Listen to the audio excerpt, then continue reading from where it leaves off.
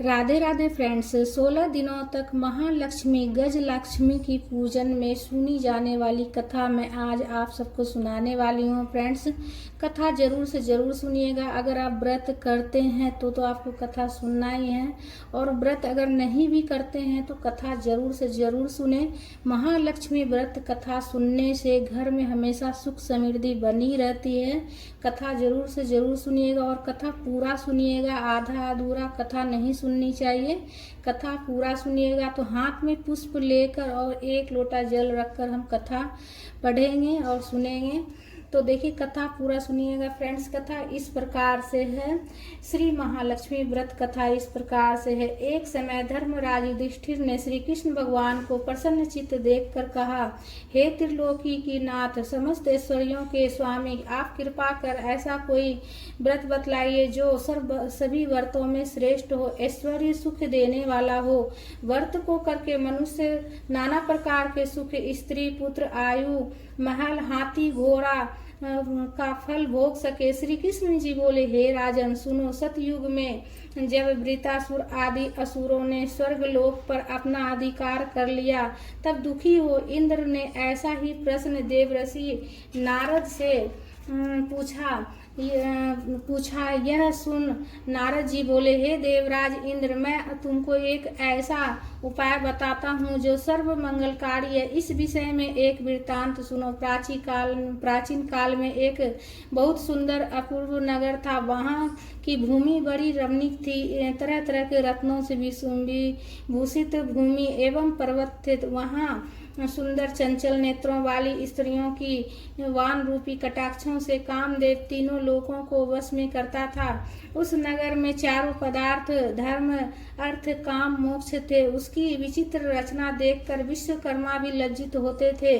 उस नगर में मंगलसेन नाम का राजा राज्य करता था। उसकी चिला देवी और चोला देवी नाम की 2 रानियां थी। एक दिन राजा अपनी प्रिय रानी चोला देवी के साथ अपने महल की छत पर बैठा हुआ था। वहां के उसने समुद्र के जल से घिरा हुआ एक रमणीक स्थान देखा। उसे देख राजा प्रेमातुर हो अपनी प्रिय रानी चोला देवी से बोला, हे सुमुखे, देखो वह यहाँ पर तुम्हारी प्रसन्नता के लिए नंदन वन को लज्जित करने वाला एक सुंदर बाग लगाऊंगा। और अपनी प्रिया को प्रसन्नार्थ राजा ने बगीचा लगवा दिया। इस कुछ दिनों बाद वह बाग वृक्षों, लताओं, फल फूलों और रंग बिरंगे पक्षियों की चहचहाहट से अपनी अद्भुत छटा दिखाने लगी। एक दिन उस बाग में बड़ा भयंकर प्रलय काल के समान एक सूकर हुआ और उसने सारे बगीचों को नष्ट कर दिया। बहुत से बाग के रक्षक भी मार गिराए। कुछ रक्षक उसने भय से व्याकुल हो अपनी जान बचाकर राजा के पास पहुंचे और राजा ने सारा हाल कहा। यह सुन राजा बड़ा कुपित हुआ और अपनी सेना से बोला, तुम शीघ्र वहां जाकर उस भयंकर सूकर को मार डालो। राजा की आज्ञा पा सेना चल दी और घोड़े पर बैठकर साथ में राजा भी चल दिए।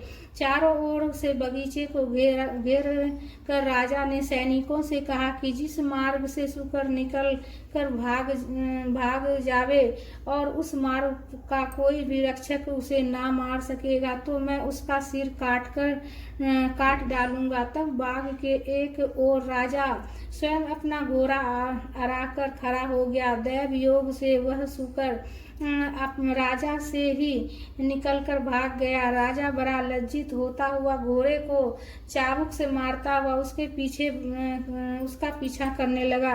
पीछा करते करते वह सिंह, व्याध आदि हिंसक जीवों से युक्त घोर जंगल में पहुंच गया।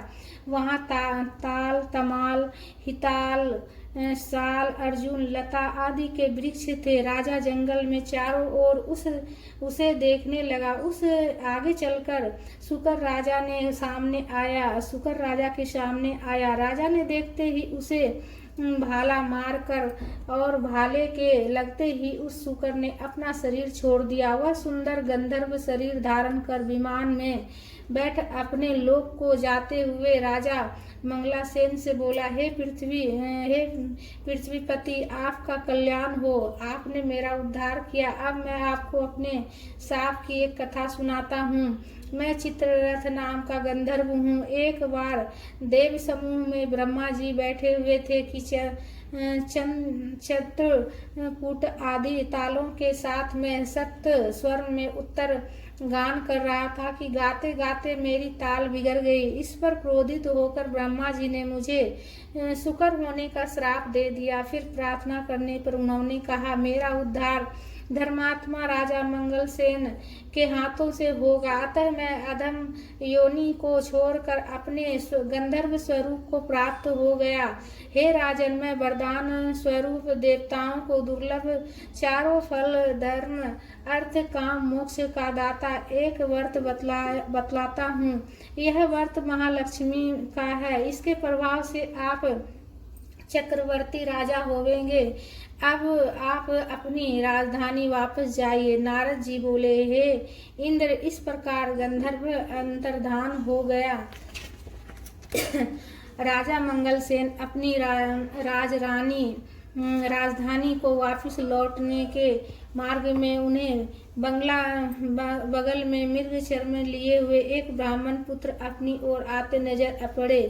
राजा मुस्कुराते हुए उनसे बोला, हे वकुट, तुम देवता, दैत्य, गंधर्व हो अथवा राक्षस, इनमें से आप कौन हो? मुझे सच सच बता दो तो आप इस घोर जंगल में आए हो। यह सुन ब्राह्मण पुत्र राजा को आशीर्वाद देते हुए कहा, मैं आपके ही देश में पैदा हुआ हूँ और आपके साथ साथ ही यहाँ आया हूँ, अतः मुझे यथोचित आज्ञा दीजिए। भगवान श्री कृष्ण बोले, हे धर्मराज। इस प्रकार उसके पूछने पर राजा ने कहा, हे विप्र, तुम्हारा नाम आज से नूतन होगा। अब तुम किसी सरोवर में से ठंडा जल लाओ।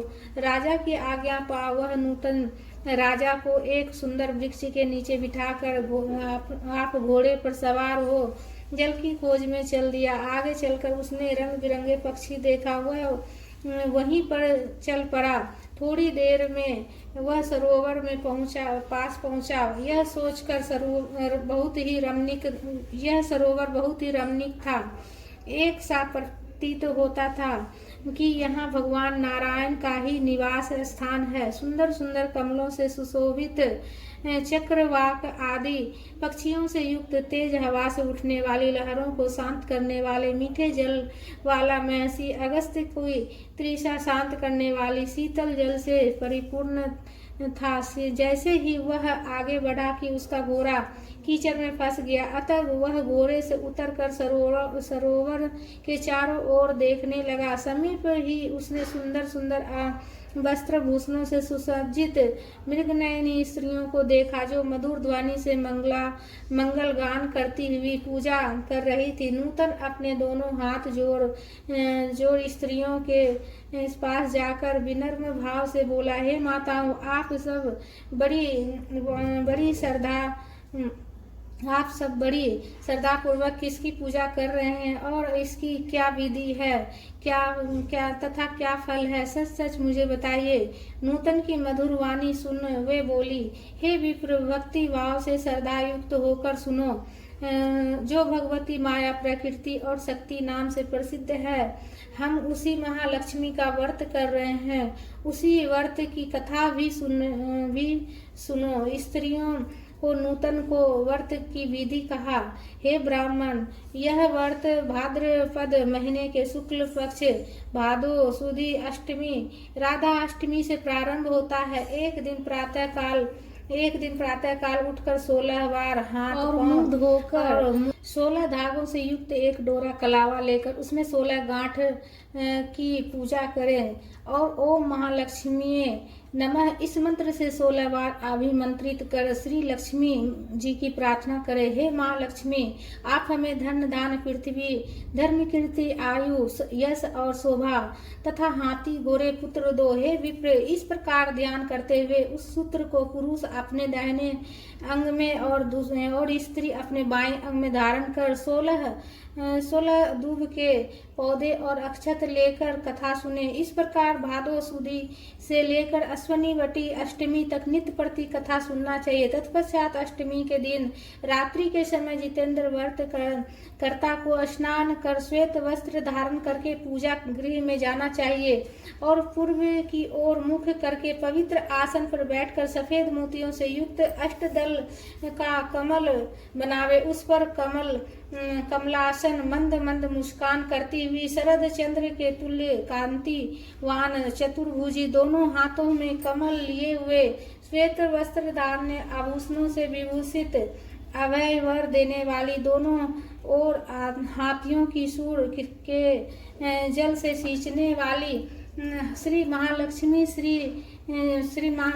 जी का ध्यान करके कपूर अगरबत्ती चंदन से भगवती का चित्र बनाकर आवाहन करे कि हे महालक्ष्मी, भगवान विष्णु के पास में से आप यहाँ आओ। आपके लिए मैंने षोडशोपचार पूजन सामग्री एकत्रित की है। हे विप्र, इस प्रकार 16 दिन तक समाप्त होने पर व्रत कर्ता को श्रद्धा अनुसार उद्यापन करना चाहिए। उद्यापन विधि इस प्रकार है। स्वर्ण के पात्र से गौ के सींग मुड़वाकर तथा सोना एवं अन्य वस्त्रादि किसी भी वेद पादी ब्राह्मण को दान देना चाहिए। विप्र पुत्र, हमने तुमको सर्वोत्तम व्रत बतलाया है जिसके करने मात्र से इच्छित फल प्राप्त होता है। इस व्रत को तुम करो, अपने राजा से कराओ तथा जो श्रद्धा से करना चाहे उसे भी कराओ। भगवान बोले, युधिष्ठिर, इस प्रकार इस व्रत को स्त्रियों के मुख से सुनकर नूतन बड़ा प्रसन्न हुआ और उनको प्रणाम करा। अपने घोड़े को कीचड़ में से निकाल कर ठंडा पानी पिलाया और कमल के पत्ते का दोना बनाकर उसमें तो पानी ले घोड़े पर बैठकर राजा के पास आया। राजा को जल पिलाकर नूतन बोला, हे राजा, आज मैं यहाँ पर जो कुछ स्त्रियों से सुनकर आया हूँ उसे ध्यान से सुनो। इस प्रकार का सारा हाल सुनाकर उस व्रत को नूतन और राजा दोनों ने किया। उस व्रत के प्रभाव से ब्राह्मणों ने श्रेष्ठ ब्राह्मण नूतन और राजा ने श्रेष्ठ राजा मंगल हो गए। तदुपरांत राजा ब्राह्मण को साथ ले घोड़े पर सवार हो अपने नगर को चल दिया। राजा का आना सुनकर सब नगरवासी बड़ा प्रसन्न हुआ और भेंट आदि वस्तु लेकर बाजे के साथ राजा की अगवानी करने चल दिए। चारों ओर घंटा और घड़ियालों के शब्द होने लगे। ऐसा मालूम होता था कि खुशी के मारे सारा नगर नाच रहा है। 16 श्रृंगार किए गज गामिनी स्त्रियां भी मंगल गीत गाती हुई राजा की अगवानी को आई। नगर वासियों द्वारा सत्कार किया। राजा ब्राह्मण कुमार नूतन के साथ घोड़े पर से उतरकर अपने महल में रानी चोला देवी के पास गया। रानी चोला देवी राजा के हाथ में सूत्र बांध देखा क्रोधित हुई, परंतु क्रोध को छुपाकर प्रेमालाप करने लगा। इसी कारण उसकी बाई में उस स्त्री ने अपने सौभाग्य के लिए यह डोरा बांध लिया और साथ ही मुझे देखने के लिए उस ब्राह्मण को भेजा। अतः क्रोधित हो उसने डोरे को राजा की बाह से तोड़कर फेंक दिया। राजा उसकी करतूत ना समझ सका क्योंकि सेवकों तथा मंत्रियों को जंगल का सारा हाल बता दिया रहा था। उसी समय राजा की दूसरी रानी चीला देवी की एक दासी को देखने लगा वहां आई। उसने भूमि पर पड़े उस डोरे को उठा लिया और अपने उस ब्राह्मण के डोरे के बारे में सारा विवरण पूछा। दासी ने सारा विधान जानकर अपनी स्वामी चिला देवी से जाकर कहा और वह राजा का सूत्र भी दे दी। रानी ने उसी समय नूतन को बुलावा भेजा और बताए गए व्रत को विधान सहित करने लगा। भगवान बोले, हे पांडुनंदन युधिष्ठिर, 1 वर्ष बीतने पर लक्ष्मी पूजन की याद आई। राजा अपनी बाह में बंधे सूत्र को ना देख नूतन ने रानी चोला देवी द्वारा उसे तोड़कर फेंक जाने का सारा हाल राजा को बता दिया। यह सुन राजा क्रोधित हो रानी चोला देवी से बोला, हे दुर्बुद्धे, अब मैं तेरे महल में लक्ष्मी पूजन ना करके रानी चीला देवी के महल में लक्ष्मी पूजन करूंगा। यह कह राजा चीला देवी के महल को चला गया। इसी बीच लक्ष्मी जी बुढ़िया का रूप धारण बनाकर परीक्षा लेने के लिए रानी चोला देवी के घर आई। रानी चोला देवी उसका निरादर करते हुए बोली, हे दुष्टे, तू कौन है? मेरे घर कैसे आई? चल भाग यहाँ से। इस प्रकार लक्ष्मी जी रानी चोला देवी से अपमानित होने पर उसे श्राप देती हुई बोली, तूने मेरा अपमान किया, अतः तू शुक्रमुखी हो जा और आज से इस मंगलपुर का नाम कोलापुर हो जाएगा। फिर वृद्धा रूप में लक्ष्मी जी वहां से चलकर परीक्षा लेने के लिए चोला देवी के महल गई। वहां रानी ने उनका खूब सम्मान किया। रानी से सम्मानित हो लक्ष्मी जी ने वृद्धा का रूप त्याग कर साक्षात महालक्ष्मी का रूप धारण कर लिया। यह देख रानी चीला देवी ने लक्ष्मी जी को साष्टांग प्रणाम कर बड़े प्रेम से नाना प्रकार से उनका पूजन किया। भगवती लक्ष्मी चीला देवी ने प्रसन्न होकर बोली, हे चीला देवी, मैं तुमसे बहुत प्रसन्न हूँ, मन चाहा वरदान मांग लो। चीला देवी बोली, सुरेश्वरी कमलासन अम्बे, जो भी प्राणी इस व्रत को करे और जब तक चंद्र सूर्य आकाश में रहे तब तक आप उनके घर में संपूर्ण ऐश्वर्य से परिपूर्ण रखें। उसके घर में आप सदैव विराजमान रहें। वह मेरे पति सहित आपकी ये कथा सारी पृथ्वी पर विख्यात हो। हे धर्म राज, रानी से भगवती लक्ष्मी तथास्तु कह वहीं अंतर ध्यान हो गई। पश्चात राजा मंगला ने रानी चीला देवी के साथ बड़ी श्रद्धा से पूजन व्रत किया। दुराचारनी रानी चोला देवी ईर्ष्यावश होकर रानी चीला देवी के महल में जाने लगी। वहां बैठे पहरेदार ने उसे अंदर जाने से रोक दिया, क्योंकि लक्ष्मी जी के शाप के कारण वह शुक्र के समान दिख पड़ी थी। रानी दिखलाई नहीं देती थी। तब वह दुखी हो जंगल में महर्षि अंगिरा के पास गई। उसकी यह दशा देखकर मुनि अंगिरा ने अपनी ज्ञान दृष्टि द्वारा उसकी सारी बातें जान ली। तब मुनि ने लक्ष्मी जी की कुपित होने का कारण उनसे कहा और स्वयं भी श्री लक्ष्मी जी से उसकी अपराध की क्षमा याचना कर उनसे श्री लक्ष्मी जी का व्रत पूजन करवाया। व्रत के प्रभाव से वह रानी पुनः अपने लावण्य रूप को प्राप्त कर कृति पाने लगी। तदंतर उसी वन में राजा शिकार खेलने को गया। वहां मुनि अंगिरा की कुटी में रूप लावण्य से युक्त उस अनुपम देवी को देख राजा मंगल हो, हे महर्षि, यह अंगिरा उसकी सारी कथा सुन रानी चोला देवी को सौंप दी। राजा प्रसन्नचित्त हो रानी चोला देवी को साथ लेकर अपनी राजधानी आया और रानी चीला देवी सहित पृथ्वी के नाना प्रकार के भोग भोगने लगे। दोनों रानी बड़े प्रेम से मिलकर रहने लगी और राजा की सेवा करने लगी। राजा मंगल पृथ्वी की समस्त सुख भोग कर अंत में स्वर्ग को गया और मंगल नक्षत्र के नाम से विख्यात हुआ। नारद जी बोले, हे इंद्र, समस्त व्रतों में श्रेष्ठ श्री महालक्ष्मी जी का व्रत मैंने तुमसे कहा। जो व्यक्ति इस व्रत को करेगा वह धर्म, अर्थ, काम, मोक्ष चारों पदार्थों का भागी होगा। अतः तुम भी इस व्रत को करो, जिससे धन, धान्य, भूमि, कृति, आयु, यश, शोभा, घोड़ा, हाथी, पुत्र पौत्रादि प्राप्त हो और तुम्हारी कृति फैले। महालक्ष्मी हाथी पूजा व्रत कथा संपूर्ण हुआ। हाथ में जो पुष्प है, जो कथा पढ़े थे, हाथ में पुष्प लेकर जल से भरा हुआ लोटा में हम डाल देंगे और इस जल से सूर्य देव को अर्घ्य दे देंगे।